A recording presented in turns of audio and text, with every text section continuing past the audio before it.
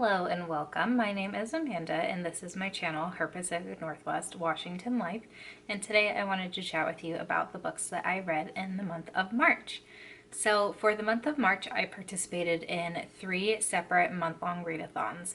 The first was the Irish Readathon, hosted by Elaine over at Elaine Howland, Leanne at Leanne Rose, and Aoife at Fred Weasley Died Laughing. The aim of this readathon was to read books that are Irish in nature, whether written by an Irish author, take place in Ireland, have Irish main characters, those sorts of things. The next readathon I participated in was the Creating & Co. Shop Your Shelves Challenge, which is hosted by Paige over at Creating & Co.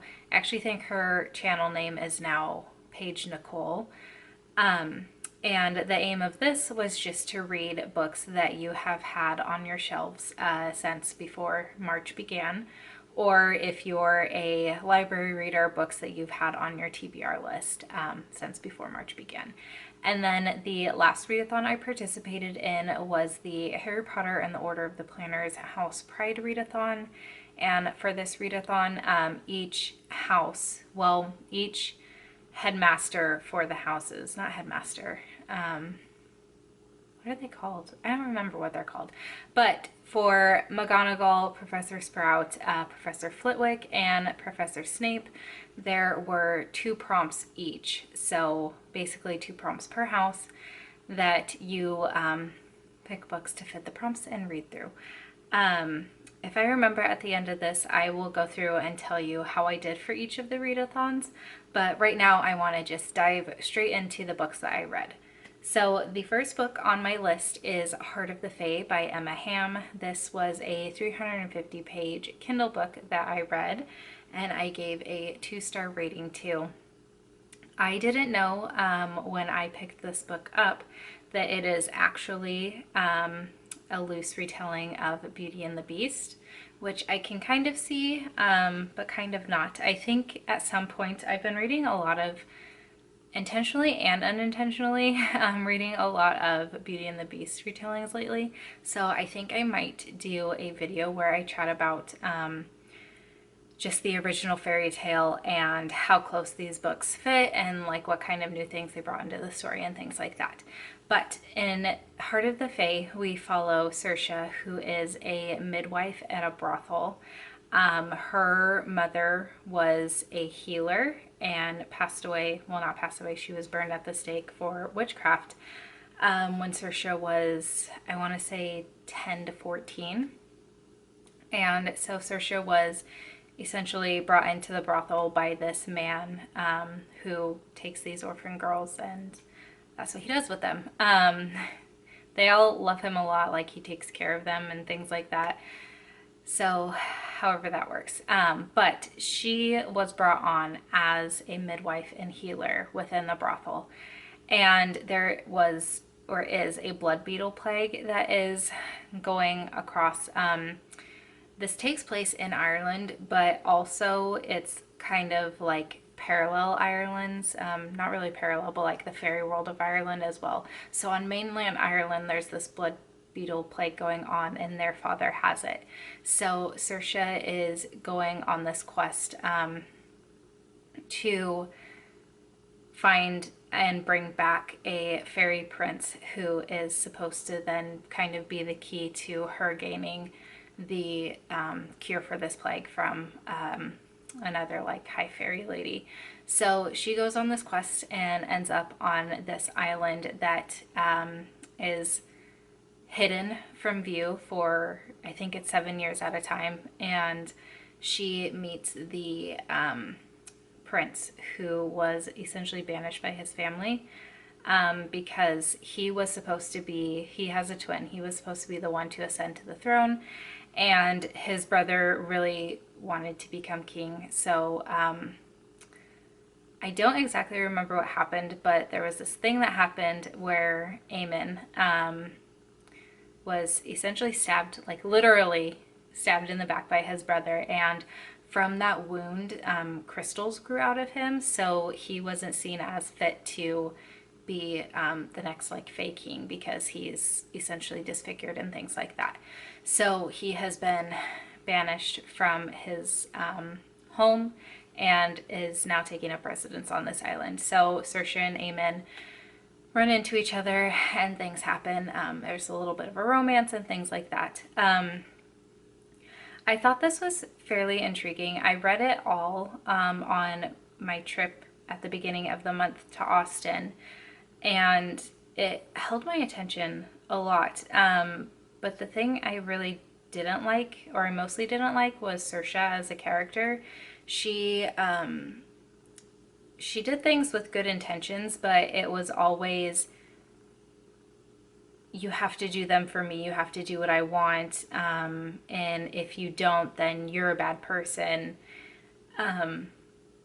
So I really just didn't like that about her. I liked Eamon as a character, and I liked kind of exploring more into kind of like Irish fairy and folklore and like mythology and things like that.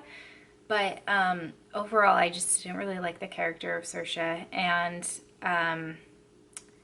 the logic was, I'm trying to remember because I read this basically a month ago, and I'm trying to remember what I didn't really like about it. I think it just, like, the plot and the pacing was a little weird for me, and just how things were laid out was a little strange. So I am excited though.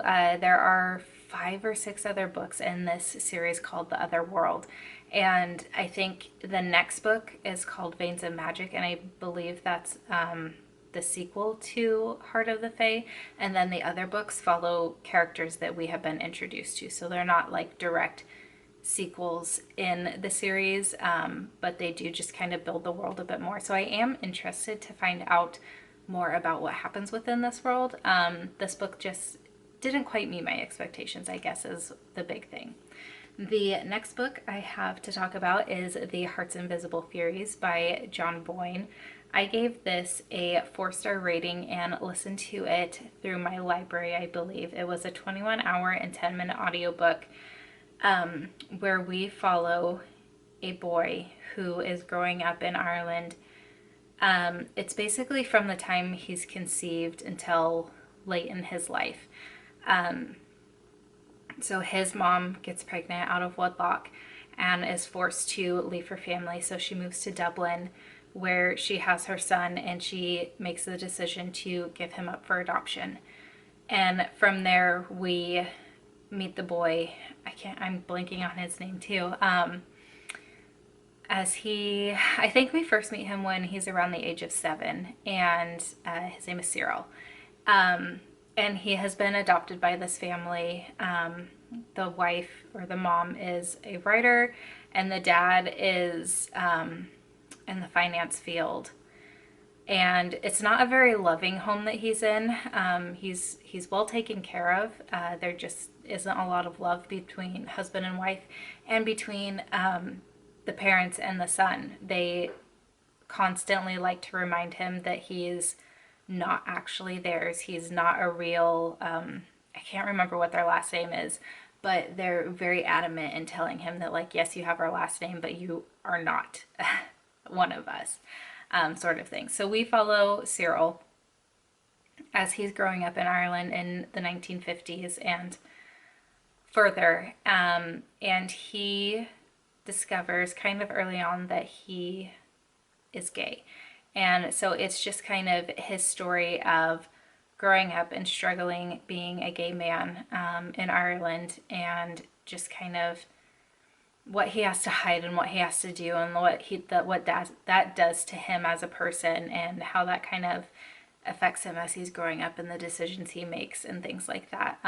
I enjoyed this book a lot. It's kind of it's not a literary fiction. It is definitely a fiction book, but it kind of has that feel of almost being literary fiction. And I was just very captivated by the story, by the characters, and things like that, and just learning about what it was like, because my dad was born in 55, so he essentially grew up in the 50s, 60s, and 70s as well. and just to kind of hear what life was like at that time. Granted, my dad grew up in the United States and he's a straight man, and Cyril grew up in Ireland as a gay man. So obviously it's different time, not different time, but different places, different circumstances, things like that. But it was just really interesting to kind of get a story through that time period and learn what it was like for someone to grow up during that. So again, a book that I really enjoyed and I would highly recommend if you haven't read it already. The next book I have to talk about is A Portrait of the Artist as a Young Man by James Joyce. And I listened to this on Audible. It was an 8-hour and 17-minute audiobook that I gave a 2-star rating. And I have decided that James Joyce is just not the author for me. I've also read Dubliners by him, and both books have just been really difficult for me to get through. This book was narrated by Colin Farrell, and if I didn't own it on Audible, I probably would have DNF'd it. Also, if I didn't want it to count towards the Irish Readathon and the Shop Your Shelves Challenge, I would have DNF'd it. The beginning of the book was almost written kind of as like you're in someone's head, so it's like their stream of consciousness going on.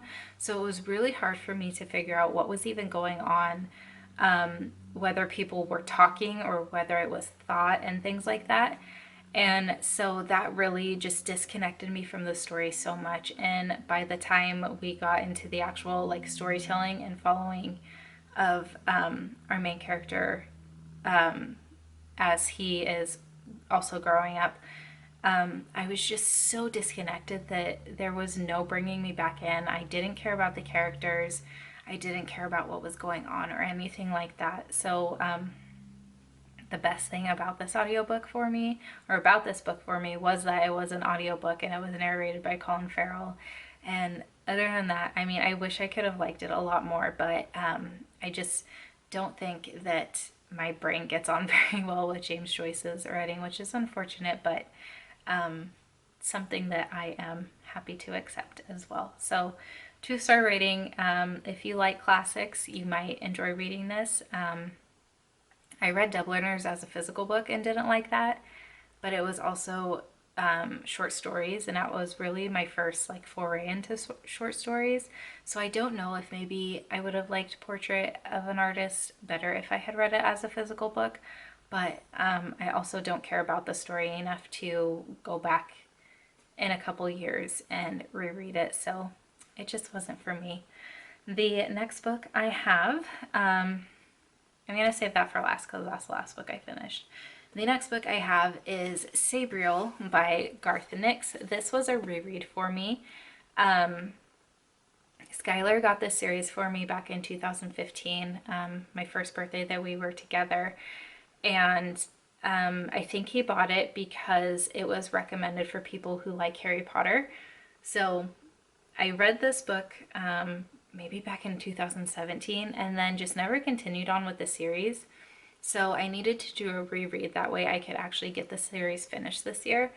But we follow Sabriel as she, I think, is 17. And the kind of part that connects us to Harry Potter is that the beginning takes place in a magical school. So different kind of magic than in Harry Potter. This uses charter magic and stuff like that. But Sabriel is at school when she notices there's some things that are going on that shouldn't be. And she gets word that her father has been taken into death and she needs to go find him. So Sabriel has to cross the wall and Celestier into the Old Kingdom, which functions a lot differently.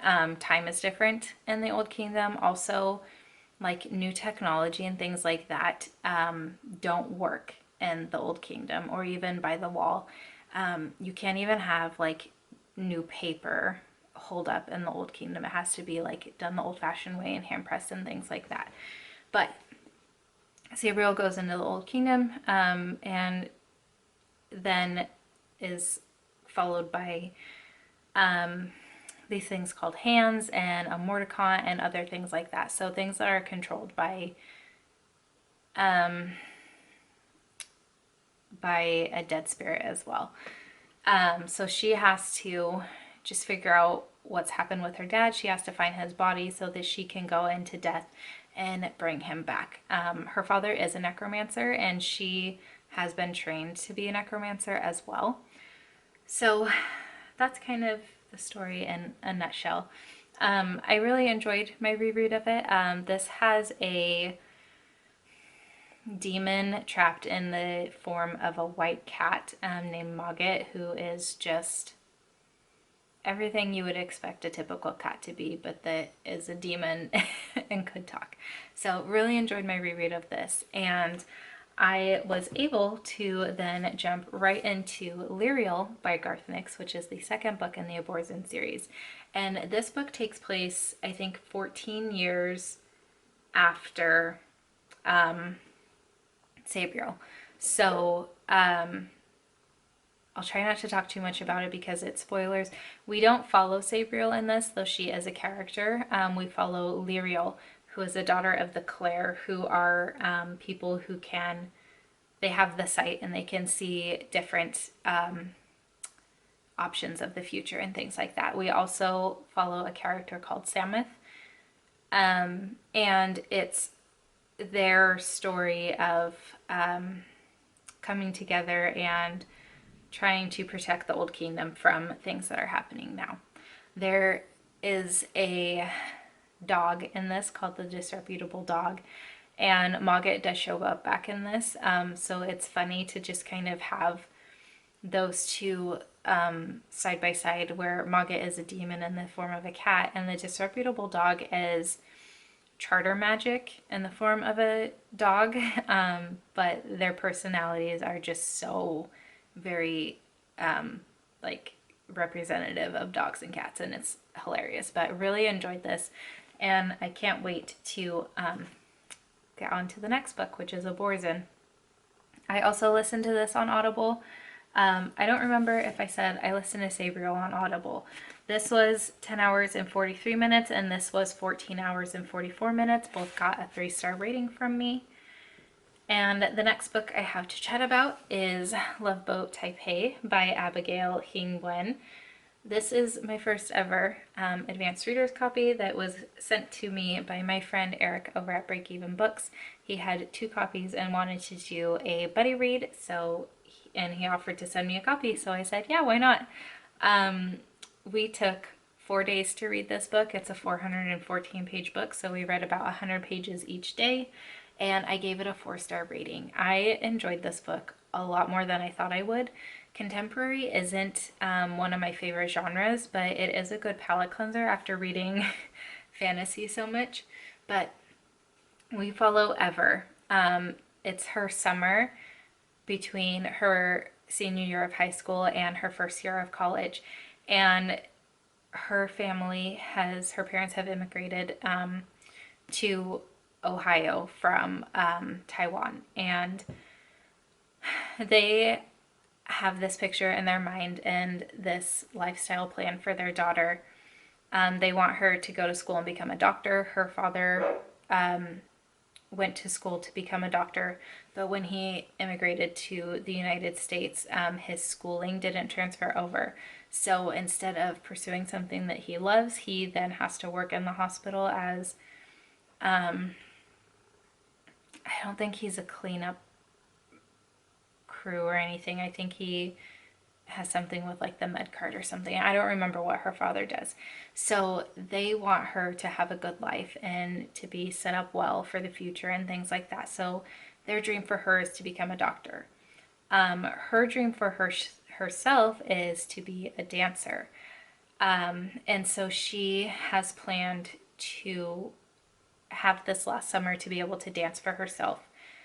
Because she knows in the fall she's going to med school. But her parents have different plans, and they want to send her on an 8-week trip to Taipei, to this school called, I think it's Xiantan, and its nickname is Love Boat. So what her parents think is this is going to be a very structured thing for her. She's going to be studying all summer. She's going to be learning Chinese and all that other stuff. When in reality, for a lot of kids, this is just a good time to meet new people and hook up and break up and go out dancing and do all those sorts of things. So this is the first time Ever's really been away from her family and getting to make choices like that. She makes some pretty bad choices, she makes some pretty good choices, and just kind of learns a lot about herself throughout the way. I really enjoyed this. I love the ending so much. And if you'll read it, you'll know why, but it's just a very heartwarming ending and just kind of story as well. So I really enjoyed that. The next two books I have to talk about are short books that I listened to on Audible because I had a couple days left in before the end of the month, and again wanted to kind of up my count for the March Shop Your Shelves challenge. So the first is Twin Peaks: The Final Dossier by Mark Frost. This was a 2-hour and 57-minute audiobook that I gave a 3-star rating. It basically bridges the end of season 2 of Twin Peaks, the original series or TV series, with the beginning of Twin Peaks, the new series that takes place 25 years later. And it's basically just kind of told in case studies as well, but just explaining the different characters that you meet in the first 2 seasons and where they are now or what they've been doing in those 25 years and things like that. So it was really good just to be back in the world of Twin Peaks. It does take place in Washington, but it's in a fictionalized town called Twin Peaks. And it was just good to like remember those characters and things like that. It makes me really want to get back to watching. I want to rewatch the original series and the movie and then watch the new series, but I'm not sure we're quite ready for that. So this was a good, I guess, fix for the moment. The other book I read was I'm From the Sun by Morgan Taylor. This is a children's book. It was 4 hours and 10 minutes that I gave a 2-star rating. It was one of the Audible, if you're an Audible or if you have an Audible membership, you can pick 2 books for free. And this was one that I picked. And then I've realized since then I'm not really interested in those books, so I've stopped picking from them. But I had this, it was short. I wanted to get through it because I knew that I probably never would if it weren't for having the time at the end of the month. This was okay.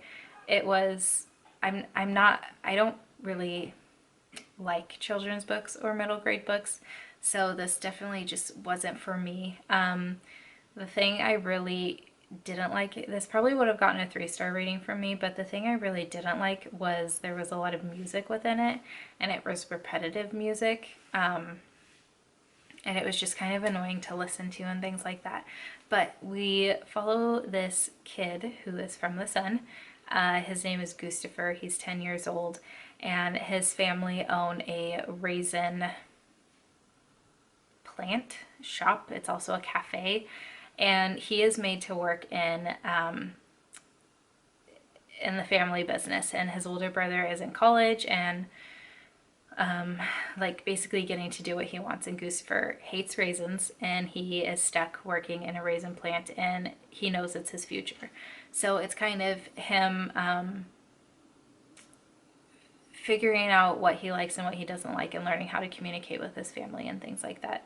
It's a good little story, but it was not for me. And the last book I have to talk about is a book I just finished last night, the last day of the month. And it is The Last Days of Magic by Mark Tompkins. This is a 377-page book that I gave a 2-star rating.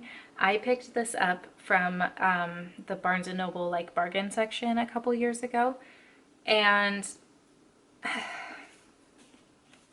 I'm a little disappointed that I didn't like this book. I was going to unhaul it, and I figured this was the last chance I was going to give it, and if I didn't read it by the end of this year, I was going to unhaul it. And I figured that for the Irish Readathon, this would be perfect. The kind of like this thing up here says, an epic novel of magic and mysticism, Celts and fairies, and kings and druids, and the goddess struggling to reign over magic's last outpost on the earth. It sounds like it'd be a good book, and I'm sure for some people it is. The first chapter, we start out in kind of present day. I don't think we're in Ireland. I think we're in England. And this girl gets a message from her grandmother that these fairy tale stories that she was told when she was younger have hidden, have this book essentially hidden within the cover. And so she has to remove those from the covers of the books and bring them to her grandmother in Ireland. And I was really confused because that was the first chapter. And then I don't feel like there was any explanation. And then we jump back into like 1390 something Ireland and start following these twins, Aisling and Anya, who are supposed to be the goddess Marigna and basically take care of Ireland. And there's this big battle that happens. There is this Skaishi. I don't know how to pronounce any of these words. And he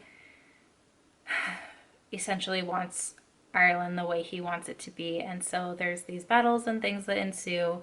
There's a lot more that goes on with this. I'm totally just brushing over it. But it was just so hard for me to get into the story. I think a big part of it was that I was, for the first like 10 chapters, trying to figure out when the stories were gonna overlap. They don't. You get the present day in the beginning, the first chapter, and the last chapter.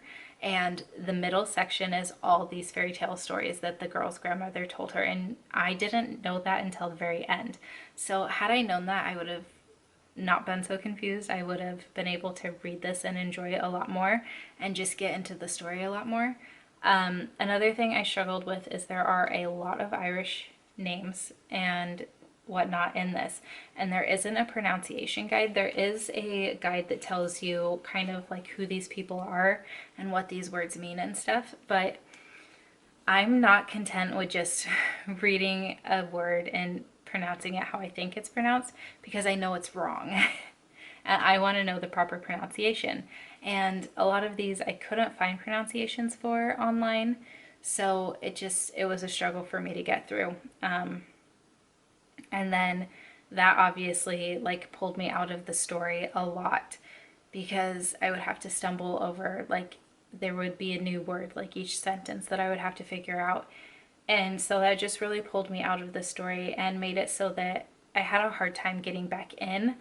I started this book on the 7th of March and didn't finish it until the 31st of March. So it just took me a long time. I was gonna DNF it. I wanted to push through, and I pushed through.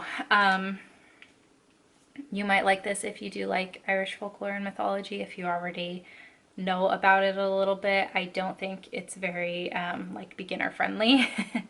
So it just, I'm a little disappointed, but it just didn't work out very well for me. So with that being said, I read a total of 9 books this month. In page count, that was 1,141 pages, and a total hour count of 62 hours and 1 minute. Overall, it was not a very good reading month for me. I gave an average of 2.8 star rating, so not the best month, and I hope it gets better from here. But I did get a lot of books read off my shelf. Just to recap the challenges or the readathons that I was a part of. I read 2 books for Flitwick. A book with an eccentric character was Lyriel. A book related to music was Love Boat Taipei. 2 for Professor Sprout, which was a character with a plant name, Twin Peaks: The Final Dossier, and a character that grows. I chose The Heart's Invisible Furies for that. 1 for Snape, which was a character from Evil to Good, and that is Sabriel. I didn't get the 394 page one. Last Days of Magic almost is 394, but it's 377. And then for McGonagall, strong female character, I chose Heart of the Fae. and I didn't get a book for won an award. For the Irish Readathon, there were 5 reading prompts, but you could just read Irish books if you wanted. So for Green on the Cover, I picked Heart of the Fae. I didn't get anything for Irish Award winner or fewer than 100 pages, 150 pages, or released in 2018 to 2020. But I did get one for the prompt of LGBTQ+, and that was The Heart's Invisible Furies. I also counted The Last Days of Magic and A Portrait of the Artist as a Young Man for that, so I read 4 books total. And then for the Shop Your Shelves, 1, 2, 3, 4, 5, 6, 7. 7 of the 9 books I read were books I had already owned. So the only 2 that didn't count were The Heart's Invisible Furies and Love Boat Taipei. So that is my reading month all wrapped up. I would love to know what you read for this month, if you participated in any of the 3 readathons that I mentioned, or if you have read any of these books that I have mentioned. I would love to know, so please do chat with me down in the comments, and I'll speak with you there until my next video. Bye!